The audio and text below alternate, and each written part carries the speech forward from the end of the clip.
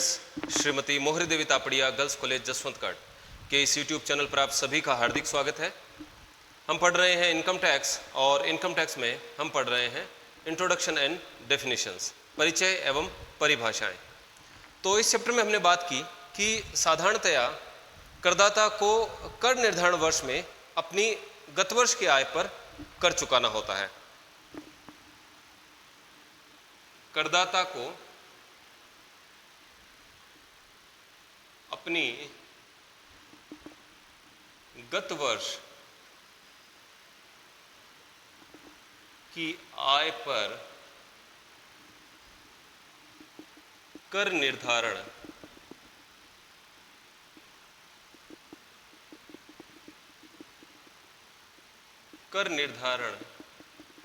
वर्ष में कर चुकाना होता है। तो करदाता द्वारा पूरे वर्ष भर आय कमाई जाती है और उस आय पर अगले वर्ष कर चुकाया जाता है। गत वर्ष की आय पर कर निर्धारण वर्ष में कर चुकाना होता है। कर निर्धारण वर्ष यानी कि असेसमेंट ईयर, जिस वर्ष करदाता की आय पर कर का निर्धारण किया जाता है, असेसमेंट किया जाता है। तो कर निर्धारण वर्ष 12 महीने का होता है और यह 1 अप्रैल से शुरू होकर 31 मार्च को समाप्त होता है। तो वर्तमान में कर निर्धारण वर्ष 2021-22 चल रहा है, जो कि 1 अप्रैल 2021 से शुरू हुआ है और 31 मार्च 2022 को खत्म होगा। तो कर निर्धारण वर्ष 12 माह का होता है, 12 महीने का होता है और ये 1 अप्रैल से शुरू होकर 31 मार्च को खत्म होता है। वर्तमान में जो कर निर्धारण वर्ष है वो 2021-22 है। ये 1 अप्रैल 2021 से शुरू हुआ और 31 मार्च 2022 तक चलेगा। तो इस कर निर्धारण वर्ष में करदाता को अपने गत वर्ष यानी इस कर निर्धारण वर्ष से तुरंत पूर्व का जो वित्तीय वर्ष होता है वह गत वर्ष कहलाता है। तो इस वर्ष से तुरंत पूर्व के गत वर्ष की आय पर इस वर्ष 2021-22 में कर चुकाना होगा। तो 2021-22 से तुरंत पूर्व का वर्ष होगा 2020-21। तो कर निर्धारण वर्ष 2021-22 के लिए जो गत वर्ष होगा वो होगा 2020-21। 2020-21 यानी कि 1 अप्रैल 2020 से 31 मार्च 2021। तो 1 अप्रैल 2020 से 31 मार्च 2021 पूरे वर्ष भर में जो आय कमाई जाएगी उस आय पर अगले वर्ष 2021-22 में कर निर्धारण वर्ष में कर चुकाना होगा। तो सामान्यतः यही होता है कि 1 साल पूरे वर्ष भर आय कमाई जाती है और उसके अगले वर्ष उस आय पर कर का निर्धारण किया जाता है, कर चुकाया जाता है। या ऐसा कहें कि किसी कर निर्धारण वर्ष में पिछले वर्ष गत वर्ष की आय पर जो है कर चुकाया जाता है। लेकिन कुछ स्थितियां ऐसी होती हैं जिनमें चालू वर्ष की आय पर ही कर लगाया जाता है, यानी कि अगले वर्ष तक कर निर्धारण वर्ष में कर निर्धारण का मौका नहीं दिया जाता, बल्कि जिस वर्ष आय कमाई जा रही है उसी वर्ष कर का निर्धारण किया जाता है। तो आज की क्लास में हम बात करेंगे चालू वर्ष की आय पर कर लगाना। कुछ आय ऐसी हैं, कुछ परिस्थितियां ऐसी होती हैं जिनमें चालू वर्ष की आय पर ही कर लगाया जाता है। पहला है अनिवासियों की समुद्री जहाज द्वारा व्यापार से आय। अगर कोई अनिवासी व्यक्ति भारतीय बंदरगाह से कोई सामान, डाक, पशु, यात्री आदि लेके जाता है समुद्री जहाज में, तो जहाज के मालिक को जो राशि प्राप्त होती है या प्राप्य राशि है, यानी कि उसको चुकाई नहीं गई है लेकिन देय हो चुकी है, तो जहाज के मालिक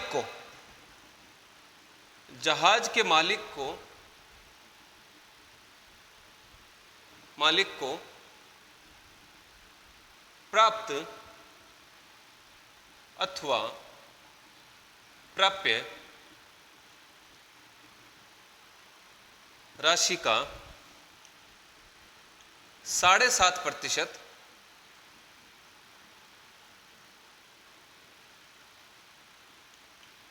आय मानी जाएगी।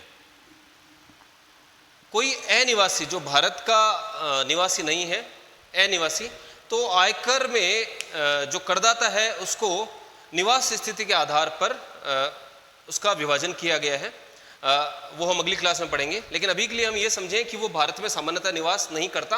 तो ऐसा कोई अनिवासी व्यक्ति है जो भारतीय बंदरगाह से सामान, डाक, पशु, यात्री आदि ले जाने के संबंध में कोई आय कमाता है, तो और समुद्री जहाज से ऐसी आय कमाता है, तो जहाज के मालिक को प्राप्त अथवा प्राप्य राशि का 7.5% उसकी आय मानी जाती है, और इस आय पर उसी वर्ष उसको कर चुकाना होता है।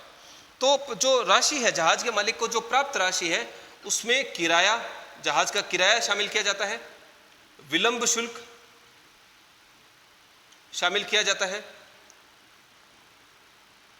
चढ़ाई उतराई आदि व्यय शामिल किए जाते हैं। तो जहाज के मालिक को जो राशि प्राप्त होती है उसमें सामान, कोई डाक, पशु, यात्री ले जाने के संबंध में केवल किराया ही शामिल नहीं किया जाएगा आय की गणना करते समय।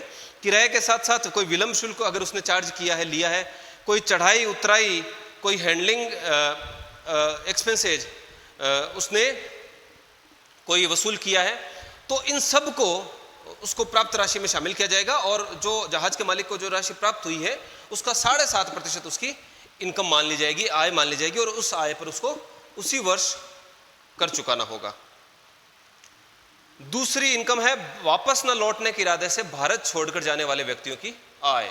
अगर आयकर अधिकारी को किसी व्यक्ति के बारे में ये पता चलता है कि ये भारत छोड़कर जाने वाला है और वापस लौटकर नहीं आएगा, तो ऐसे व्यक्ति की आय पर उसी वर्ष कर लगाया जाता है। तो उस व्यक्ति की आय पर भारत छोड़कर जाने की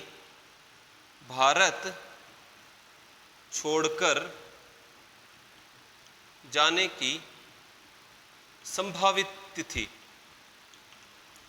जो उस व्यक्ति की भारत छोड़कर जाने की जो संभावित तिथि होती है, वो तब तक की आय की कैलकुलेशन कर ली जाती है और उस आय पर कर का निर्धारण किया जाता है।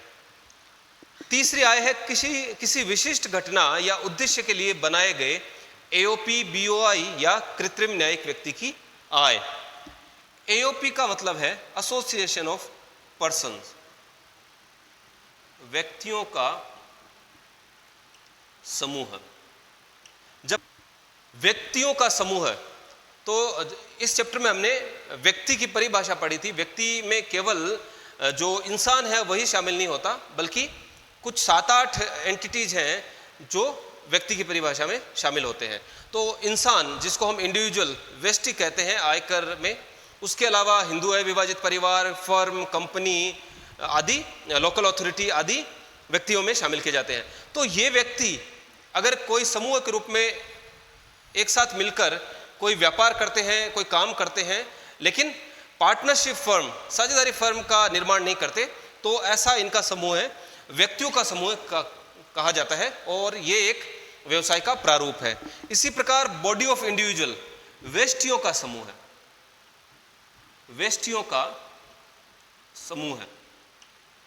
व्यष्टि यानी कि कोई इंडिविजुअल, कोई इंसान। अगर कोई इंडिविजुअल मिलकर किसी समूह का निर्माण करते हैं, कोई व्यवसाय करते हैं और पार्टनरशिप फर्म के रूप में उसका रजिस्ट्रेशन नहीं करवाते, तो ऐसा जो व्यवसाय का प्रारूप है वो व्यष्टियों का समूह कहलाता है। या फिर कोई कृत्रिम न्यायिक व्यक्ति, आर्टिफिशियल जुडिशियल पर्सन, जैसे कोई यूनिवर्सिटी है, तो अगर ये लोग किसी विशिष्ट उद्देश्य के लिए या किसी विशिष्ट घटना के लिए बनाए जाते हैं, इनका निर्माण किया जाता है, तो आय और इस विशिष्ट उद्देश्य या इस घटना के पूरा होते ही इनका विघटन हो जाना है, इनकी समाप्ति हो जानी है। तो अगर ऐसी स्थिति है कि व्यष्टियों का समूह, व्यक्तियों का समूह या कोई कृत्रिम न्यायिक व्यक्ति की स्थापना किसी विशिष्ट उद्देश्य या विशिष्ट घटना के लिए की गई है और इस विशिष्ट उद्देश्य के पूरा होते ही इनकी समाप्ति हो जानी है, तो ऐसी स्थिति में जो आयकर अधिकारी है वो विघटन की संभावित तिथि तक की आय पर उसी चालू वर्ष में कर का निर्धारण करता है, कर लगाता है। कर बचाने के लिए संपत्ति का हस्तांतरण। अगर कोई व्यक्ति अपनी किसी संपत्ति का हस्तांतरण किसी दूसरे व्यक्ति को कर बचाने के उद्देश्य से करता है, तो ऐसे व्यक्ति की आय पर उसी वर्ष कर लगा दिया जाता है। और पांचवा है व्यापार बंद करने पर। अगर कोई व्यक्ति अपना व्यापार बंद करता है तो आयकर अधिकारी द्वारा व्यापार बंद करने की संभावित तिथि तक की आय की गणना कर ली जाती है और उस आय पर उसी वर्ष कर लगाया जाता है। ये कुछ परिस्थितियां थी, आय थी जिन पर चालू वर्ष में ही कर लगाया जाता है, लेकिन सामान्यतया कर निर्धारण वर्ष में गत वर्ष की आय पर कर लगाया जाता है, यानी कि पूरे वर्ष आय कमाई जाती है और उस आय पर फिर अगले वर्ष कर का निर्धारण किया जाता है, कर लगाया जाता है। इन 5 आयों में से जो 4 आय है या 4 परिस्थितियां हैं, इन पर अनिवार्य रूप से चालू वर्ष में कर लगाना होता है। तो आयकर अधिकारी द्वारा इन 4 परिस्थितियों में चालू वर्ष में ही कर का निर्धारण किया जाना अनिवार्य है। व्यापार बंद करने पर यह अनिवार्यता नहीं है कि चालू वर्ष में ही कर निर्धारण किया जाए। कर निर्धारण को अगले वर्ष के लिए स्थगित किया जा सकता है। तो आज के लिए इतना ही। मैं आशा करता हूं कि आज की क्लास में हमने जो पढ़ा आपको अच्छे से समझ में आया होगा। इस वीडियो को लाइक कीजिए, शेयर कीजिए, हमारे YouTube चैनल को सब्सक्राइब कीजिए। धन्यवाद।